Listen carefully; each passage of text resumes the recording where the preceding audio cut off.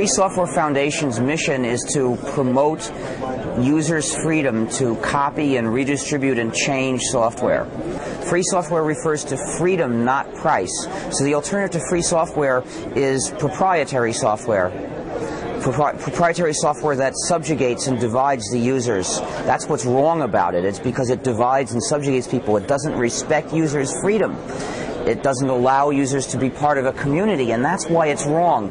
It's not wrong for programmers to make money, and as long as they can make money in a way that respects the freedom of other people, I think that's good. After all, I'm a programmer, and I'm not unhappy when I make some money, but I only do it in ways that respect the freedom of other people. Back in the 1980s, it was possible for people to speculatively assume that we couldn't possibly do such a big job because nobody would write the software if they weren't getting paid.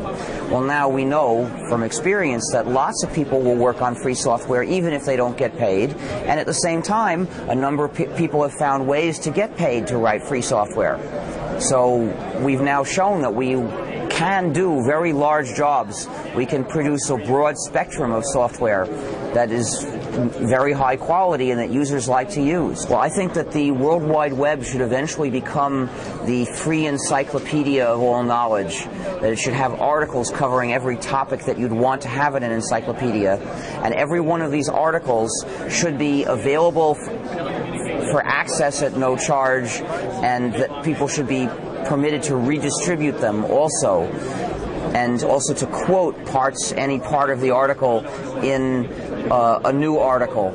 I think that they'll be written mostly by teachers, college teachers, high school teachers. You know, if each one writes an article a year, not every teacher, because obviously they won't all do this, but if a couple of thousand teachers get involved and each one writes an article per year, that's not a very large part of your time, and that'll get the job done in a decade or two.